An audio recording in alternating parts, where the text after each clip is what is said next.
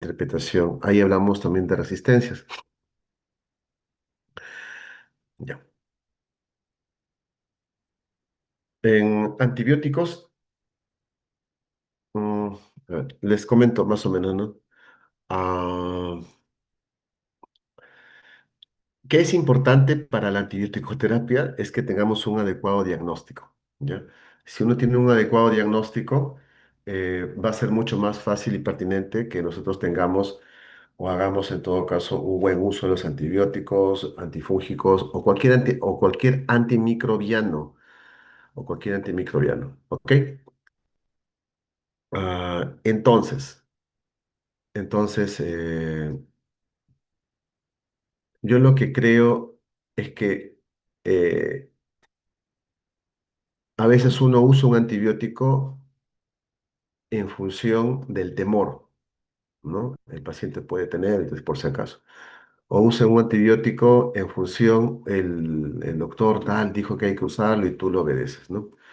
O usa un antibiótico en función del desconocimiento, ¿no? Ya no es el temor, sino la ignorancia, ¿no? En función que no tiene bien zanjados los conceptos y lo da. Entonces, eh, y uno en función de la incertidumbre, ¿no? De la duda, ¿no? Una persona que tenga bastante, por ejemplo, diagnósticos diferenciales y no puede poder decidir bien entre uno u otro, ¿no? Y como dice, tirarse la piscina sobre una hipótesis o una apuesta diagnóstica.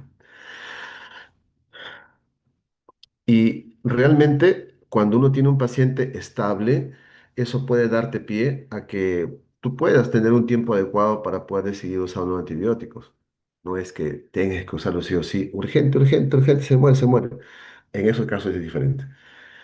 Ah, entonces, el diagnóstico es importante y todo parte del razonamiento clínico que ya hemos conversado en la primera clase y lo que hemos reforzado ahorita en el laboratorio. Teniendo en cuenta que realmente es una infección, el antibiótico, el antifúngico, el antiviral está pertinentemente permitido, ¿no? Pero a veces en función de la incertidumbre, de la duda, del miedo, de la ignorancia, no sé, pues muchos otros factores más que tienen que ver con muchos aspectos culturales propios de nosotros, pensamos que si tiene fiebre, tiene infección. Pensamos que si la presión, no sé, que si el paciente está chocándose, por si acaso hay antibiótico, pues debe estar cero séptico. Pensamos que si los leucocitos están elevados en el hemograma, también. Entonces, tengamos en cuenta eso, ¿no? Porque no todo es infeccioso, ¿no? Entonces, ya. El antimicrobiano ideal, ¿no? El objetivo selectivo y único, ¿no? Tiene que ser un espectro muy restringido, tiene que tener un alto índice terapéutico, tiene que tener pocos efectos adversos, tiene que tener una gran vía, no una vía de administración, ¿no? Se puede darlo vía oral, endovenosa, rectal, intratecal, o sea, para que tú puedas utilizar en diferentes escenarios, ¿no? Por ejemplo, si tenemos meropenem, lamentablemente es endovenoso, no existe vía oral, no existe otra forma de administración. Entonces, cuando tú lo quieres rotar para la casa, no hay forma. Hay una forma que es el ertapenem, pero que también es endovenoso intramuscular, pero no se da vía oral. Sería genial tener un carbapenem vía oral, no hay. Pocos efectos adversos, buena administración, buena absorción, que se distribuya bien el sitio de infección, ¿no? Todo lo que tenga que ver con la biodisponibilidad, la farmacocinética del medicamento. Y otro es que no genere resistencia, no genere resistencia sería lo ideal. Pero no, el hecho de usar un antibiótico siempre va a generar presión de resistencia. El- en función de las partes de la bacteria, podemos hablar acerca de las funciones, ¿no? Si tengo una DNA girasa, una RNA polimerasa, una sintetasa, un beta-lactámico, ¿no? Cada una va a tener acción sobre, por ejemplo, la síntesis de la pared, ¿no? En este caso, ¿no? Va a tener acción sobre los ácidos nucleicos, va a tener acción sobre la síntesis de proteínas. Entonces es bastante variable. Y en función a ello tenemos una gran cantidad y una gran variedad de antibióticos, ¿no? Por ejemplo, ¿no? Si yo hablo acerca de la generación de síntesis de proteínas, tenemos aquellos que son los 50S, 30S, ¿no? Si yo hablo acerca, por ejemplo, de lo que viene a ser el síntesis del ácido fólico o proceso de generación de ácido fólico, hablamos sobre las sulfas, ¿no? Y así, ¿no? Cada escenario tiene su, su antibiótico dirigido. Los betalactámicos, los glicopéptidos, ¿no? Y las fosfomicinas son los que son dirigidos a pared. En el glicopéptido tenemos al banco, ¿no? En los betalactámicos, todo lo que son las penicilinas, ¿no? Desde las cefalosporinas, perdón, desde las penicilinas, aminopenicilinas, cefalosporinas, ¿no? Los monobactámicos, los carbapenémicos, ¿no? Ellos son beta-lactámicos, porque tienen en común el anillo beta-lactámico, ¿no? Este ya lo conocen, acá está el anillo beta-lactámico.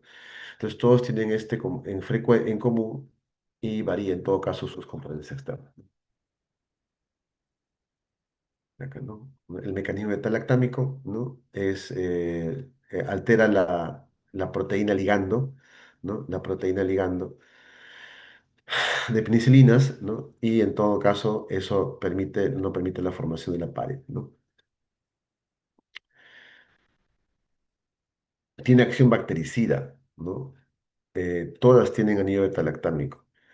Inhiben, eh, todos son inhibidos por la producción de beta-lactamasas. Ese es quizás el principal mecanismo de resistencia contra los beta-lactámicos, ¿no?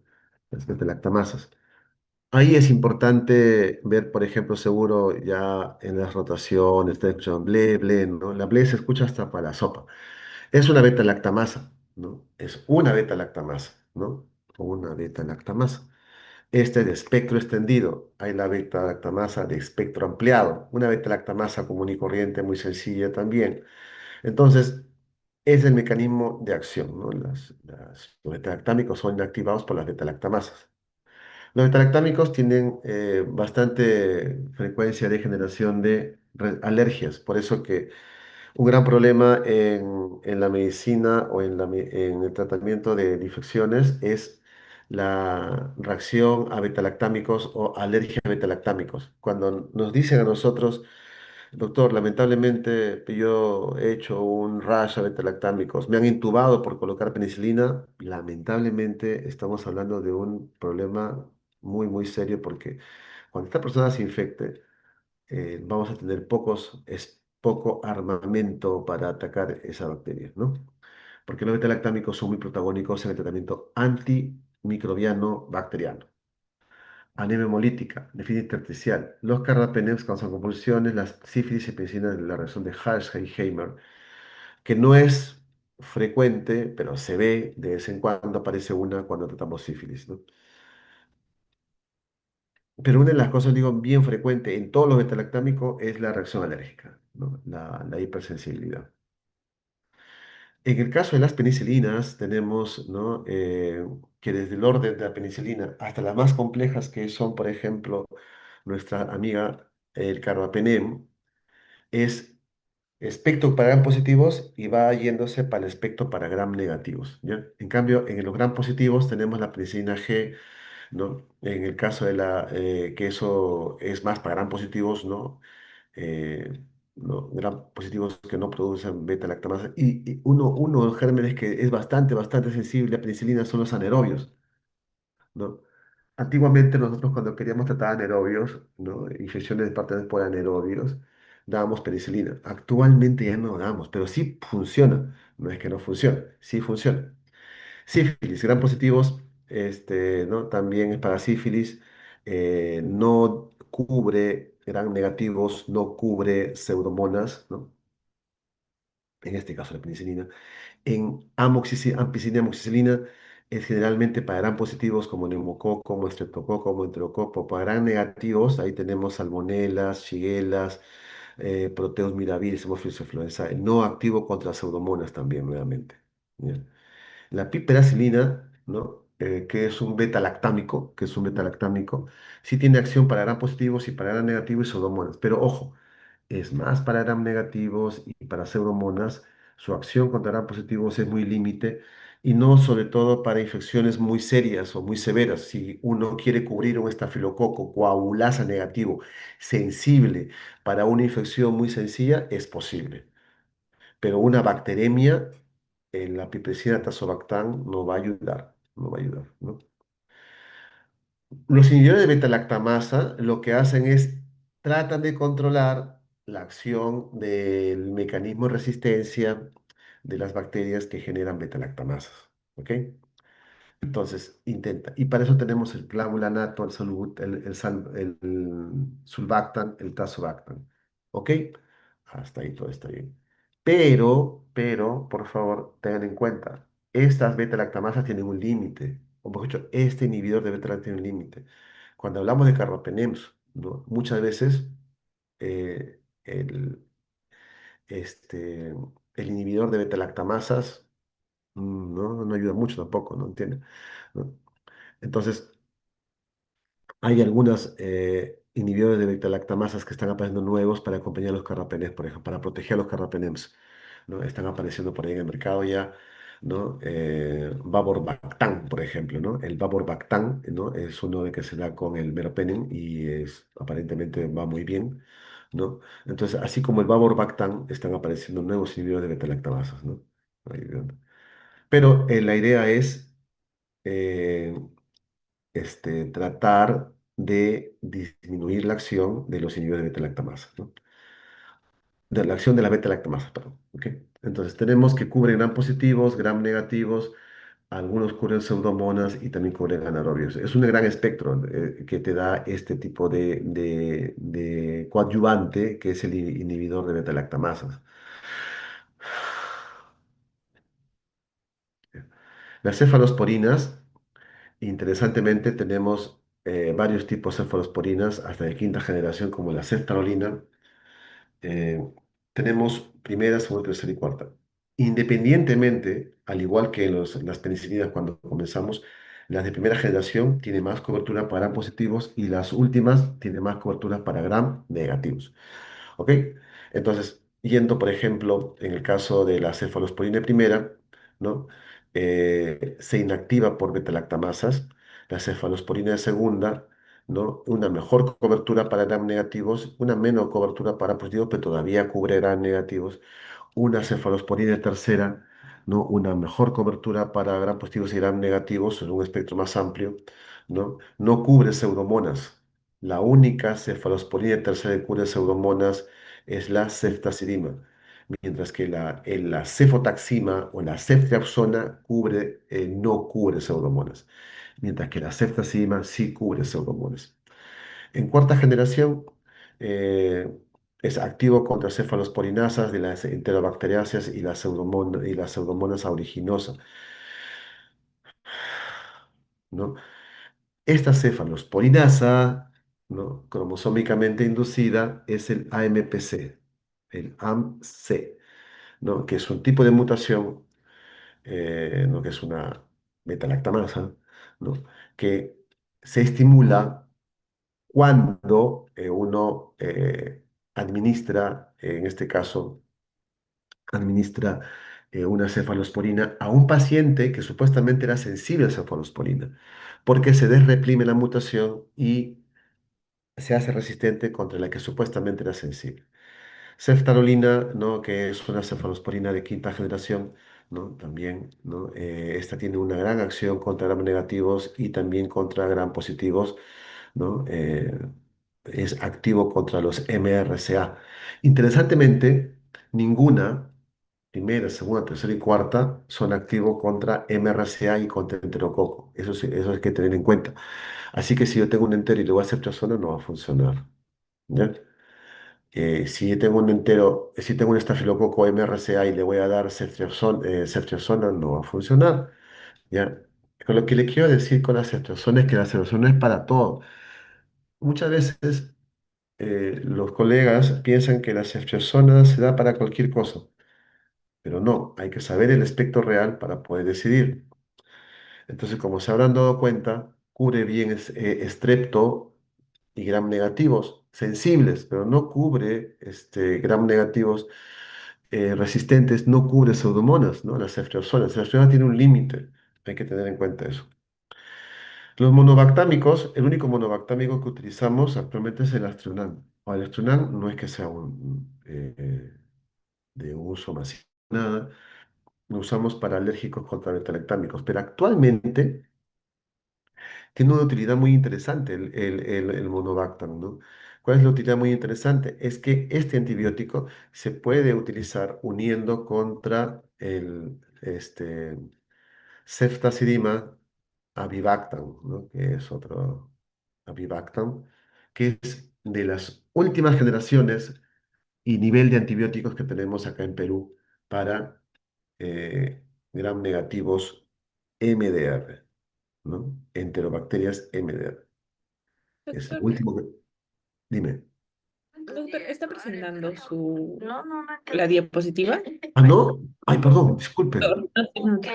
No, pero tiene que decirme usted, ay, Sí, doctor, pensaba que solamente estaba, no, no, no, pero no, me di no, cuenta que está no, escribiendo y dije, ah, no, creo que es no. que tienen, ay, es el problema de a veces de uno, yo nunca he sido partidario de esto, pero bueno, en fin, le voy a decir, ya. Tienen que hablar, por favor. Ustedes, no sé, si no, no, si no, yo hablando ahí. Un momentito, por favor.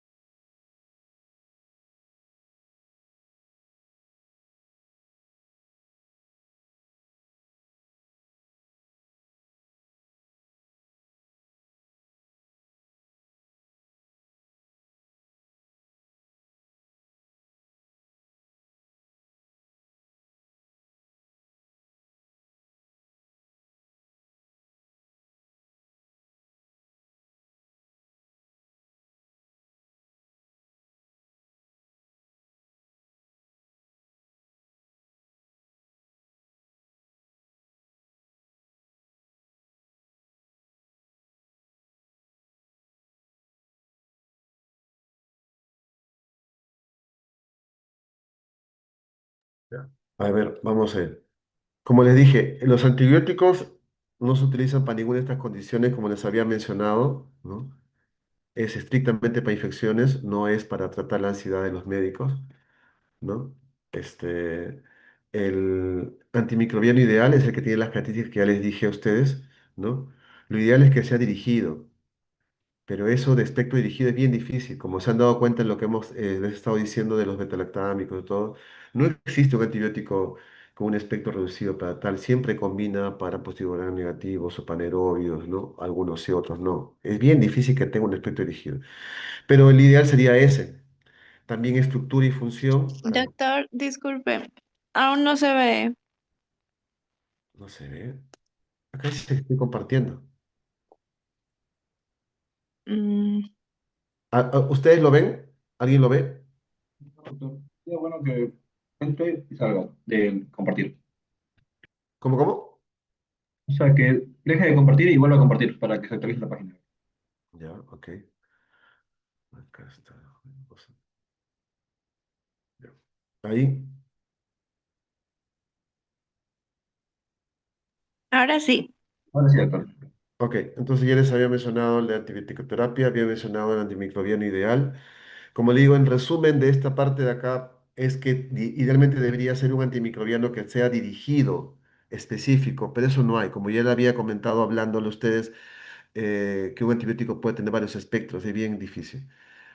El antibiótico tiene acción sobre determinados puntos, ¿no? La pared, la síntesis nucleicos, la síntesis de proteínas.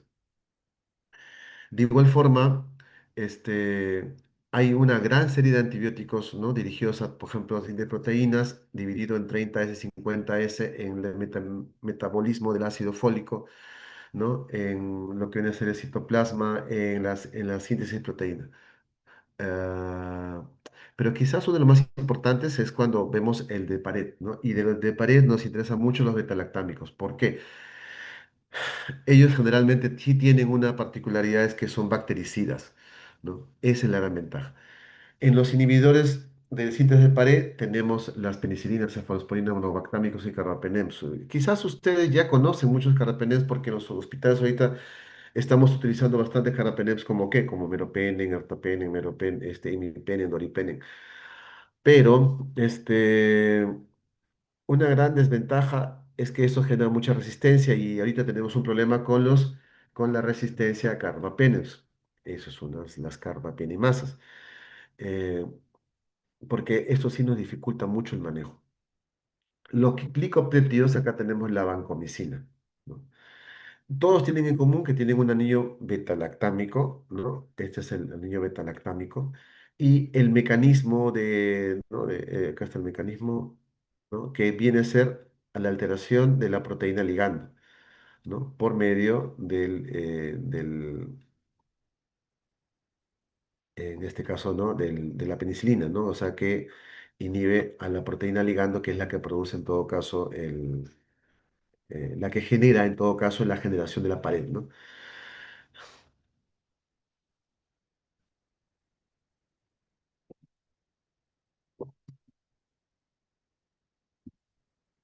Nosotros tenemos el betalactámico es bactericida y tiene un problema que es la generación de betalactamasas por medio de las bacterias para protegerse contra los betalactámicos. En el caso de la toxicidad, tenemos la hipersensibilidad, anemia hemolítica, nefritis intersticial, los carbapenems, ¿no? Tenemos reacción de Hals-Heimermer, ¿no? Como tal. Pero una de las cosas que hay que tener en cuenta importante es la hipersensibilidad, ¿no? Y ya les había dicho, un problema con los betalactámicos es el hecho de decir que es alérgico a betalactámicos y ahí sí nos quemamos el espectro, ¿no? Porque no nos quedan muchas opciones. Dentro de los penicilin betalactámicos tenemos las penicilinas, los gram positivos, ¿no? Cubre bien gram positivos no, que no produzcan betalactamasas y anaerobios. No cubre gram negativos, sino cubre pseudomonas, ¿no? Cubre unas espiroquetas que son las sífilis. Es bien difícil, raro, imposible hasta el momento decir que exista treponemas o sífilis resistente a penicilinas. Se está utilizando desde de creación del betalactámico, no se ha dejado usar es el tratamiento de elección para sífilis, no genera resistencia. Ampicilina, amoxicilina, para gram positivos, cobertura para gram negativos, no activo para pseudomonas. Es un buen antibiótico, ¿no? La ampicilina y la amoxicilina. Las piperazilinas o piperacilinas también tienen una gran ventaja que si cubre pseudomonas, coge gram positivos y gram negativos, pero algún problema con gram positivo es que no es bueno para enfermedades sistémicas. Su cobertura para positivo no es muy buena. En caso de los betalactámicos, el inhibidor de beta-lactamasa, una probactividad bacteriana, ¿no? Esto es como una especie de protector contra la beta-lactamasa para dejarle acción a su acompañante. La amoxicilina se acompaña de clavulonato, la piscina del sulbactán, la ticacina del clavulonato, pirocina del tazobactán. Cada una de ellas, cada una de ellas va a generar, en todo caso, en este caso, eh, una disminución de la acción de la beta-lactamasa para que actúe cómodamente el antibiótico o el beta-lactámico, que son estos de acá. ¿Me entienden? Esto le genera una buena cobertura de positivos, una buena cobertura para gram negativos, una buena cobertura para somonas y una buena cobertura de nervios. Y tiene un espectro muy, muy amplio. Como consejo, yo generalmente uso el amoxicilina clavulonato cuando el paciente tiene una infección abdominal, digamos, posoperado para ir a casa cuando ya recibió piperacillina tazobactam, lo roto a amoxicilina clavulonato, va muy bien, es un buen antibiótico por su amplio espectro. Una desventaja de la amoxicilina clavulonato es que es verdad, al igual que el ampicilbactam, estos sí no cubren pseudomonas estrictamente. Ticacilina, piperacina sí cubren. Entonces, ahí tenemos un poco de reparo, pero el resto de cobertura sí es muy bueno. En las cefalosporinas de primera, segunda, tercera y hasta cuarta generación hay que tener en cuenta esto. No cubre MRSA, es decir, estafilococo metillo resistente. No cubre enterococo.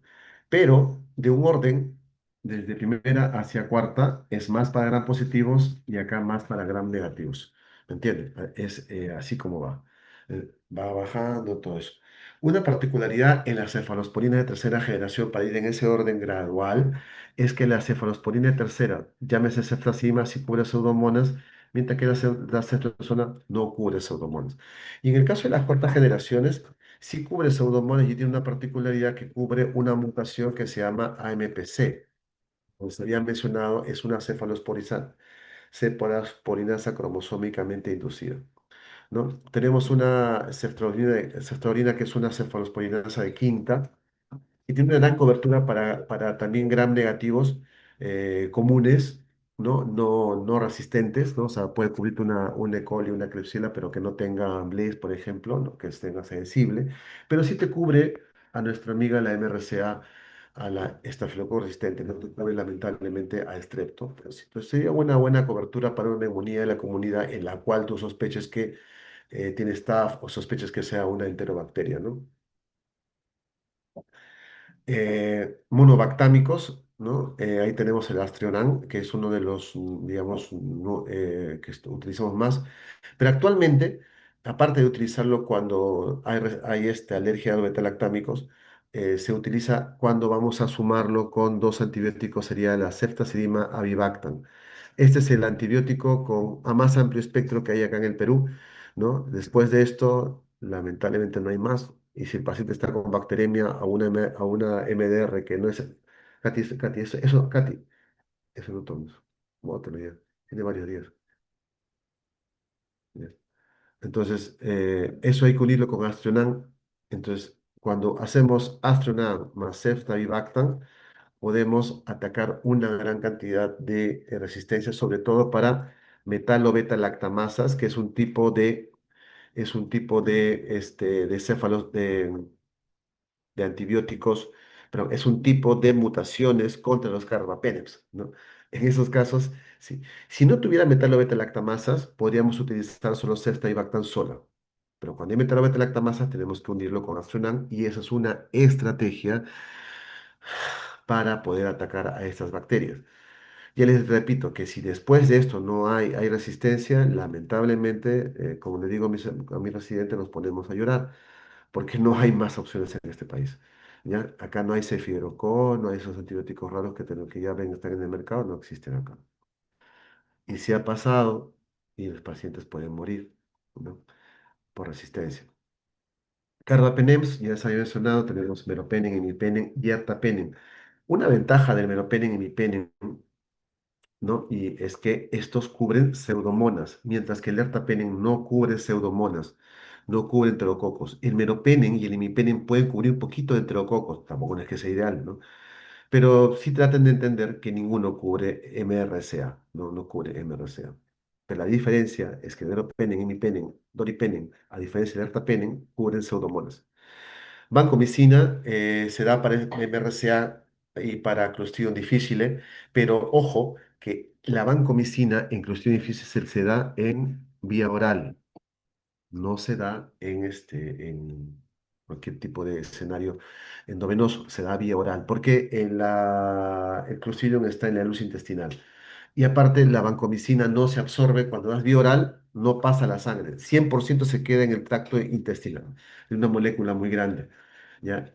El uso clínico es enterococo, alergia a betalactámicos y no acción contra gram negativos.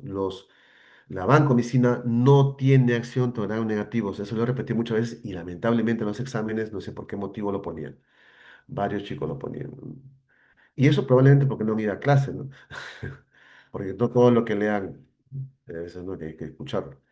Uno de los síndromes de las toxicidades más frecuentes es el hombre rojo, pero sobre todo la nefrotoxicidad. La vancomicina es muy nefrotóxica, pero si uno lo sabe usar, sí, a dosis, dosándole la creatinina como cada cierto tiempo, sí. Y el síndrome de hombre rojo no es que sea estrictamente por la banco, toda la vancomicina puede dar eso, pero es cuando lo infundes menos de una hora. Si tú lo pasas rápido, el medicamento te puede dar síndrome de hombre rojo. Lo que tienes que hacer es darlo lento, más de una hora al menos, ¿no? Es el mecanismo de la vancomicina, ¿no? Inhibidores de la síntesis de proteínas. tenemos a la gentamicina, a la eritromicina, a la tetraciclina, a la isciclina, a las oxazolidonas y a las ansamicinas. Las aminoglucósidos tenemos un arácnido como la tobramicina, gentamicina, amicacina. Y en las eritromicinas, ¿no? Tenemos a la clindamicina, a la quinopristina, a la claritro, a la citro, ¿no?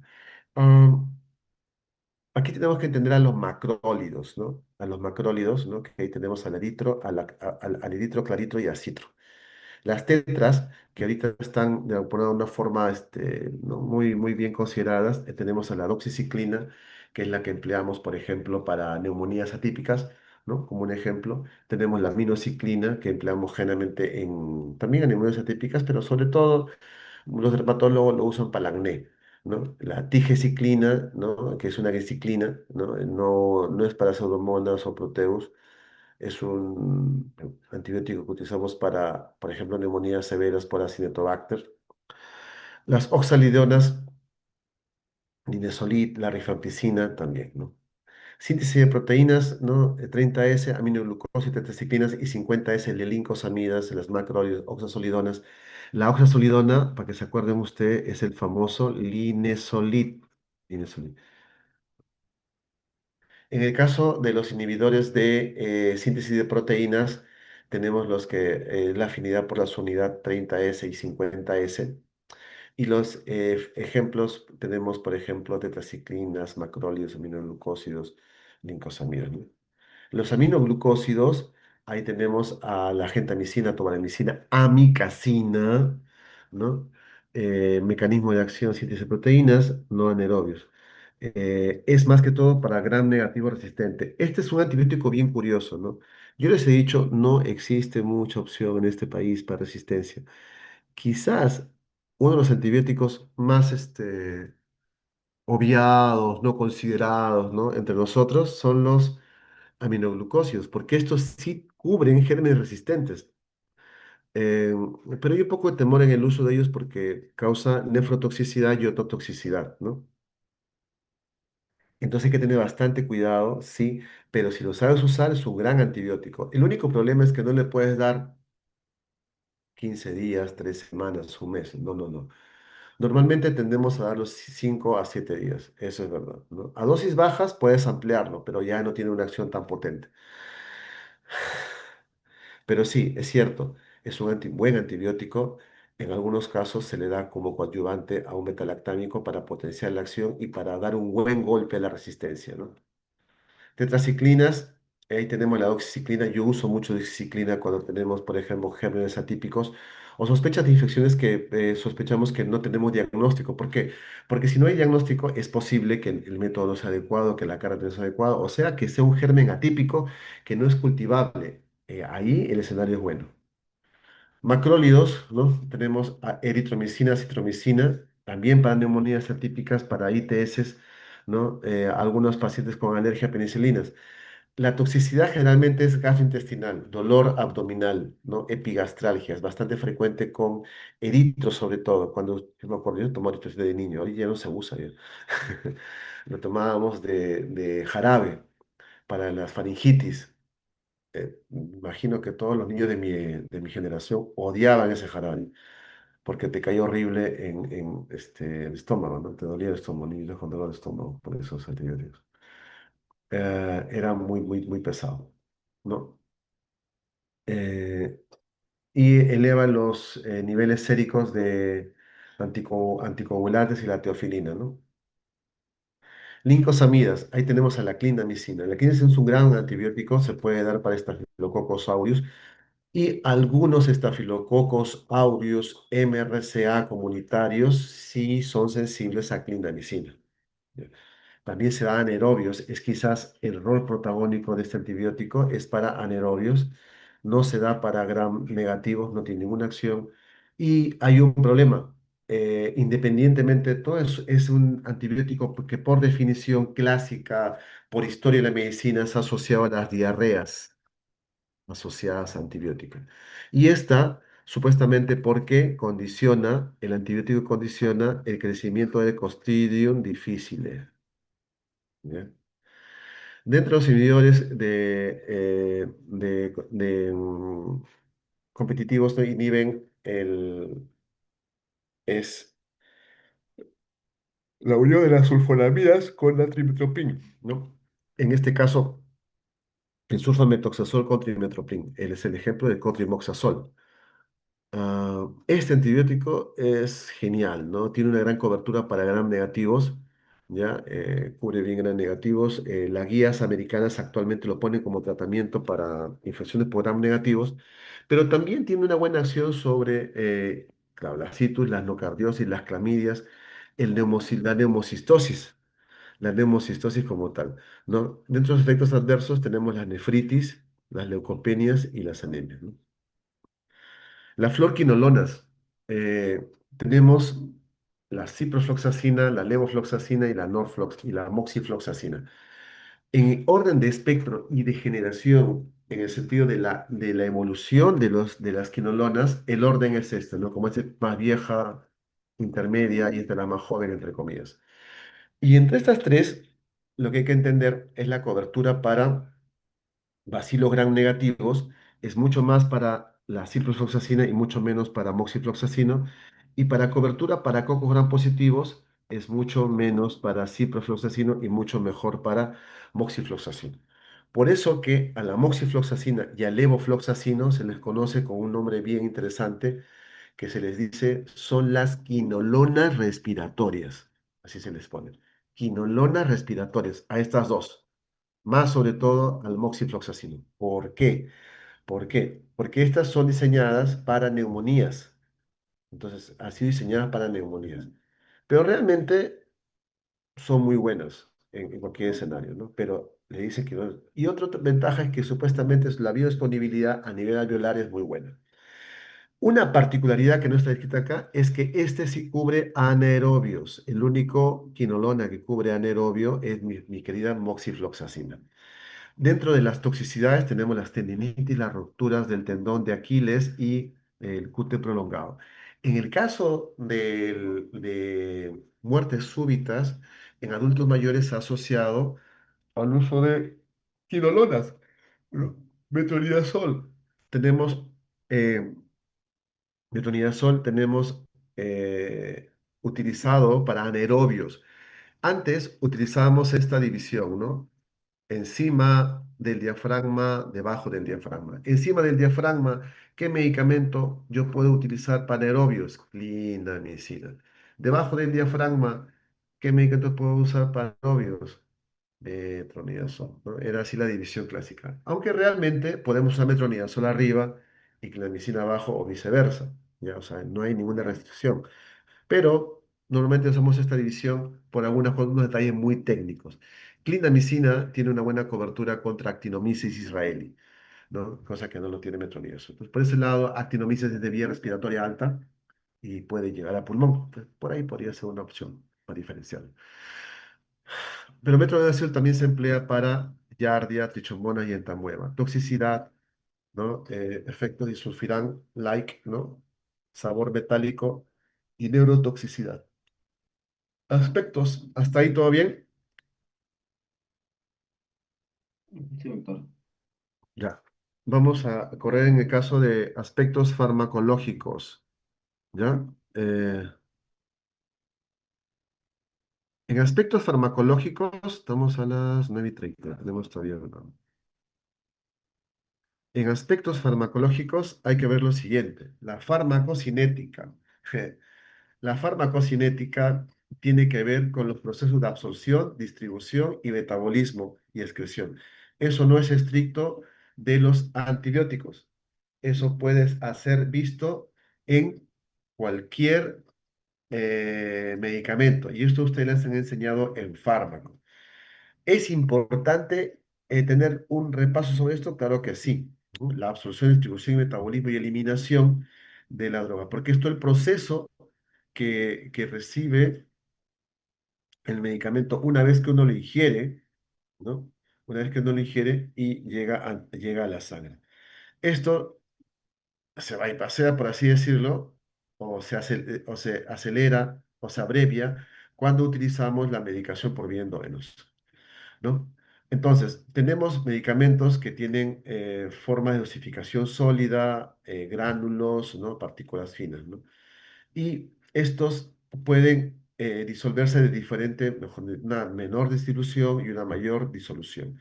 Entonces, el fármaco en solución luego va hacia el tracto digestivo, ¿no? Y luego se absorbe por circulación sistémica, que es lo que nosotros queremos que llegue adecuadamente a la circulación sistémica en un buen porcentaje. Hay algunas drogas que sí lo logran, como el Linezolid, que llega a un 100% de lo que ingiere, llega a torrente sanguíneo. Entonces, la biodisponibilidad es la fracción de la dosis administrada que alcanza la circulación. Hablamos de disponibilidad al 100% cuando la metes de por vía endovenosa, pero un medicamento, como ejemplo, que puede llegar a tener biodisponibilidad al 100%, ingiriéndolo por vía oral, es el Linezolid. ¿Ya? Otras vías de administración pueden existir, ¿no? ¿No? Como por ejemplo en los casos de los pacientes con uso de vasopresores, hay redistribución de flujo, interacciones con el vaciamiento gástrico, hay problemas también con la alimentación enteral, eso puede hacer que se modifique, ¿no? De otro lado, hay que ver, ¿no? Cuáles podemos tener la biodisponibilidad como tal, ¿no? Los intravenosos, los intramusculares, los orales. Y ahí los orales es un problema. Los betalactámicos pueden variar de 30, 50 hasta 60% de la administración de vía oral, llegar en ese porcentaje de 30-50% a vía endovenosa. Por eso es una gran limitación, ¿no? Ah, la vía rectal es una buena opción, ¿no?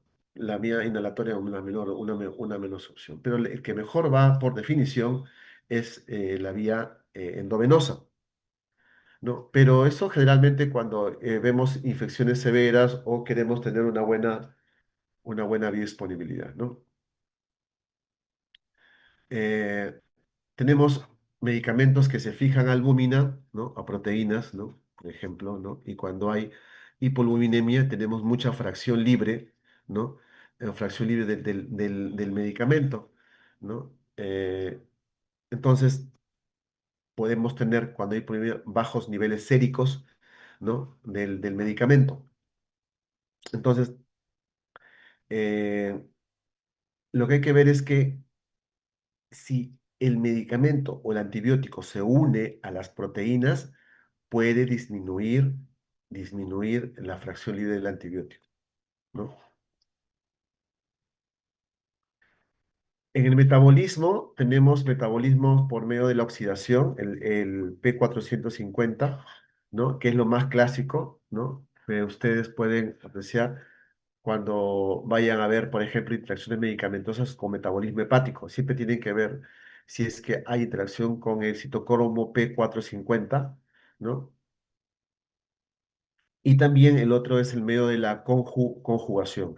En el medio de la conjugación, la glucuronización es uno de los mecanismos que son los más importantes para ver la acción, el metabolismo a nivel hepático.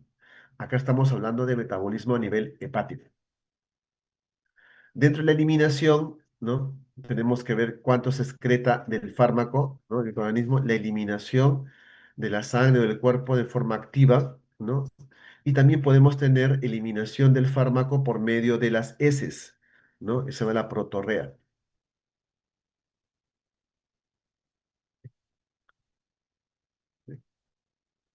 La vida media de eliminación. Empíricamente, se dice que para que un fármaco se elimine tiene que pasar 3 vidas medias, ¿no? No sé si se acordarán en farmacología, ¿no? Tiene que pasar por lo menos 3 vidas medias para que haya eliminación del fármaco. Y la vida media es un tiempo de eliminación, y cada fármaco tiene un tiempo de eliminación de vida media, ¿no? Entonces, normalmente, eh, lo que tenemos que ver es el clearance renal, ¿no? Nos va a marcar si es que es de metabolismo renal, ¿no? Y en todo caso, eliminación hepática es el clearance hepático, por ejemplo, el clearance renal es que si el clearance renal es está, por así decirlo, disminuido, ¿no? O sea, es decir, que no hay buena depuración renal, hay falla renal, desafortunadamente la vida media se prolonga, se prolonga. Ejemplo, en los pacientes con insuficiencia renal crónica terminal que están en diálisis, es decir, su clínica renal está a menos de 10%, o sea, el riñón no funciona, vancomicina lo damos cada 72 horas, o sea, perdón, cada 48 horas, lunes, miércoles y viernes, ¿no? Por ejemplo, 3 veces por semana, ¿no? Tenemos que dar la vancomicina, ¿no? ¿Por qué? Porque no se lo puedo dar, no se lo puedo dar diario, cada 12 horas o cada 8 horas como normalmente lo doy. ¿Por qué? Porque no tiene buen clínico renal, entonces no elimina el medicamento, por lo tanto, su vida media está alterada, ¿no? Dentro de la farmacodinamia, eso es la farmacocinética, desde la absorción hasta la eliminación, ¿ya? Cada medicamento, cada antibiótico tiene un comportamiento diferente. Dentro de la farmacodinamia, lo que tenemos que ver es lo siguiente, ¿no? Tenemos algunos parámetros. Hay antibióticos concentración dependiente, hay antibióticos tiempo dependiente y hay antibióticos en función del área sobre la curva. El marcador farmacocinético es diferente para cada uno de ellos. Por ejemplo, acá, concentración dependiente sobre el MIC, área bajo la curva sobre el MIC, tiempo sobre el MIC. Concentración es esta curva roja, esta raya roja de acá. Un ejemplo de eso son las quinolonas. Si yo doy, por ejemplo, eh, ciprofloxacino de 200, lo elevo a 400, voy a mejorar la farmacocinética y la biodisponibilidad del fármaco. Pero en cambio los betalactámicos no me vale que yo suba la dosis. En betalactámicos lo que me vale es el tiempo. Por ejemplo, si yo tengo un paciente que voy a dar oxacilina, se da cada 4 horas, ¿no? Tiempo dependiente. Si yo doy cada 8, cada 6, no va a funcionar porque el, la concentración del antibiótico va a bajar antes de tiempo y va a estar debajo del MIC. Entonces no va a actuar y va a haber chance de resistencia. Si yo doy vancomicina, me interesa el área bajo la curva. Esta es la curva, me interesa esto. Esto es lo que me interesa sobre el MIC. ¿Me entiendes? Ya, ahí te vamos a hacer ese ejemplo. Entonces, el MIC es la concentración mínima de un antibiótico que se requiere para inhibir el crecimiento del 90% de microorganismos, ¿no? Y la concentración bactericida mínima es, ¿no? La concentración mínima de antibiótico que requiere para causar la muerte. Pero nosotros no nos basamos con CBM, nos basamos con MIC, ¿no? Entonces, utilizamos este parámetro de Cmax, utilizamos el parámetro de área bajo la curva y el de Tmax, ¿no? Concentración, área bajo la curva y tiempo. Acá tenemos también algunos controles, ¿no? Algunos ejemplos de cuáles son. Pues el tiempo dependiente, los betalactámicos. Concentración dependiente, los aminoglucósidos, la fluorquinolonas, ¿ya? Y área bajo la curva, ¿no? Tenemos también fluoroquinolonas, pero sobre todo la vancomicina es el mejor ejemplo, ¿no? Que utilizamos. Hay guías y calculadoras para vancomicina.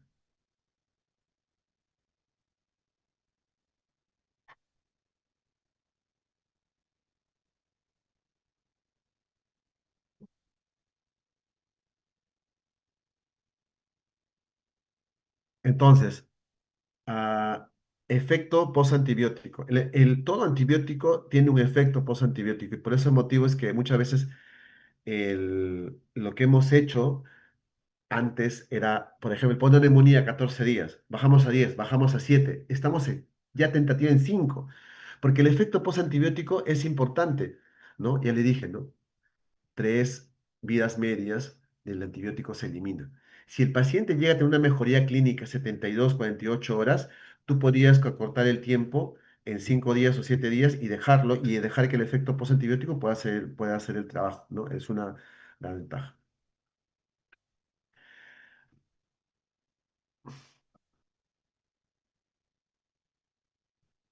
Entonces, el, el antibiótico, el efecto postantibiótico puede oscilar de 3 a 6 horas, ¿no? Y la eliminación como tal puede eliminarse en 3 vidas medias, ¿no? Si en una vida media de un antibiótico es 18 horas, se puede decir que se puede eliminar en 2 a 3 días, por ejemplo, ¿no? Entonces, cuando tenemos un efecto postantibiótico es mínimo o moderado, el índice PK, PD, o sea, farmacocinética y farmacodinámica, es el tiempo en que la concentración del antimicrobiano permanecen libres sobre la concentración inhibitoria mínima, para que entendamos. Esta es la concentración inhibitoria mínima. El antibiótico tiene que estar sobre esto, sobre esta raya, para decir que hay una concentración, al menos que pueda matar a la bacteria. Si está debajo de esta raya de la concentración, no va a disminuir su crecimiento, ¿no? ¿Ok? Si el efecto positivo es prolongado, hay un mejor índice, ¿no? Ahí y utilizamos el área bajo de la curva, ¿no? ¿No? Y si el efecto ¿no? Es mínimo o moderado, utilizamos mejor el tiempo, ¿no? El tiempo, ¿ok? Entonces ahí, por ejemplo, tenemos algunos ejemplos sobre qué antibióticos son concentración dependiente, tiempo dependiente.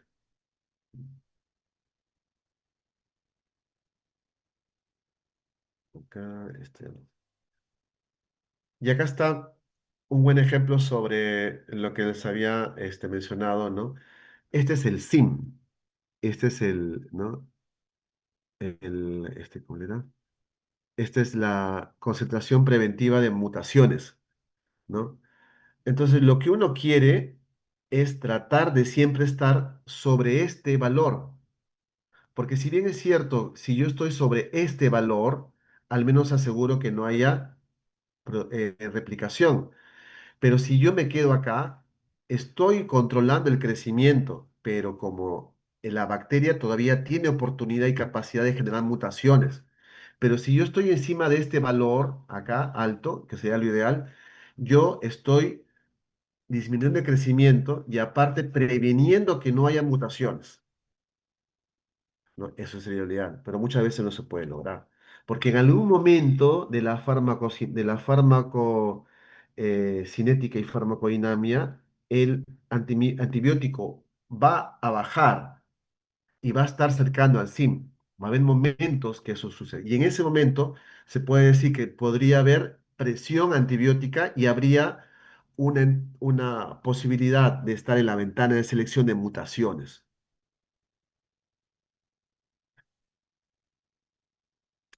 Dentro de los antibióticos tenemos que ver qué estoy tratando, ¿no? Si es meningitis, no, te acabo de ver acá, ¿qué horas son? Listo, ya está muy bien. Ah, proof, ya. ¿Qué estoy tratando? ¿No? ¿Qué tan amplia es la cobertura que yo quiero iniciar empíricamente? ¿Existe resistencia o no? Y ahí tengo que ver si el paciente está colonizado con gérmenes resistentes. Si ustedes estudiando, si yo me toman una muestra en la nariz o en las manos, es posible que tenga estafilococos, es posible que tenga alguna bacteria resistente, ¿ya? ¿Quién es el huésped? ¿Está inmunosuprimido o no está inmunosuprimido? ¿No? Si está en contacto con mordeduras o no, o está en contacto con viajes, con personas enfermas, lo que le había explicado el otro día, ¿no? Cómo podemos dividir a los pacientes, si están comunitarios, hospitalarios, y los comunitarios, si vemos si ha viajado, ocupación, si ha tenido exposición a animales, lo que fuere. Llega bien el medicamento a determinadas áreas. No es lo mismo una ceftriaxona de 1 gramo cada 24 que 2 gramos cada 12 ¿para qué? Para meningitis, ¿no? la dosis apropiada, hay que ver la función renal. Si yo tengo, por ejemplo, un paciente que estoy ionizando, no le puedo dar vancomicina cada 12 horas, lo voy a intoxicar porque su clearance es muy bajo y por lo tanto su volumen, tiempo de vida media es más prolongado. Entonces, por lo tanto, yo podría intoxicar al paciente. Peso corporal. No le puedo dar la dosis de vancomicina de 1 gramo cada 12 a un gordo de 100 kilos. Esos pacientes, desafortunadamente, por su sobrepeso, por su obesidad, no los pacientes tienen un problema que no va a llegar a cubrir todo. Hay algunos antibióticos que tengo que ver por obesidad, obligatoriamente lo tengo que hacer. Y hay unas calculadoras para eso en pacientes con sobrepeso. También hay pacientes que están muy caquéticos, muy flaquitos, también tengo que darlo. El tipo de microorganismo también, a determinados gérmenes también, ¿no? Para administrar antimicrobianos, la toxicidad, por ejemplo, ¿no? La formulación, la adherencia también, la duración, el costo, ¿no? Es importante tener en cuenta. Y acá hay una cosa que es bien interesante, traten de ver este autor que es bien gracioso, Brett Spiller. Esta es una lámina que he hecho hace 2, 3 años, pero este hombre lo actualiza cada, no sé, cada 6 meses. Y él es un experto en ver esquemas cortos y esquemas largos y compara, ¿no? Porque cada vez hay más investigación sobre eso. La última investigación bien interesante son osteomielitis, que lo han bajado a 6 semanas. Actualmente ya mucha gente lo quiere en 6 semanas. Y algunas neumonías ya estamos dando 5 días vía oral, por ejemplo, ¿no? Y no van mal, van bien los pacientes. ¿Ya? Entonces ahí vamos a ir chequeando ahí. Entonces, este, actualmente cada vez se está intentando acortar antibióticos, ¿no? El tiempo, mejor dicho, el tiempo de antibióticos es mejor, ¿no? En tuberculosis, el mejor ejemplo, actualmente ya se está dando esquemas cortos de 4 meses, no en Perú, pero ya, y en MDR se ha bajado a 12 meses y actualmente hay algunas personas que ya plantean 9 meses, ¿no? Perú todavía sigue utilizando 18 meses o 24 meses para MDR, por ejemplo, pero yo imagino que en las últimas guías ya lo están disminuyendo. Ok, todavía no. Tiempo para aplicación de antimicrobianos. Lo ideal es que tengas el cultivo previamente, usar pruebas rápidas diagnósticas, ¿no? Con biología molecular, MALDI-TOF, reevaluación en 48 horas y ver si responde o no. Y si no responde, tenemos que hacer lo que ya les dije, ¿no? Ver por qué falló y hacer el esfuerzo diagnóstico. Falta de respuesta, les había mencionado cuáles son las 4 causas, ¿no? Aquí hay unas más también. Y ahí es importante de determinar cuál puede ser cualquiera de las 4 causas para después qué, para después replantear. Una de las cosas bien interesantes que no les había hablado de superinfección, que tiene que ver con el hecho, por ejemplo, de personas que ya han sido curados de bacteriemia o de neumonía para determinado germen, pero que justo después, ¡pac!, se vuelven a infectar de un virus o se vuelven a infectar una bacteria. ¿Quiénes tienen esa mala suerte? Los inmunosuprimidos. Eso se ve bastante en el INEM, en pacientes con trasplante de médula ósea, pacientes con cáncer, se ve bastante ese escenario. Doctor, ya se mejoró, se está curando, todo bien. Uy, no, doctor, ya le hemos vuelto a aislar una enterobacteria en sangre. Empezar de nuevo. Eso se ve bastante en estos pacientes inmunosuprimidos, desafortunadamente. Ok. eh, Chicos, 5 minutos, ¿les parece? Para la última media hora. Sí, también. ¿Aló? Doctor, sí, está bien. Ya, ok. Ok. Gracias. Gracias.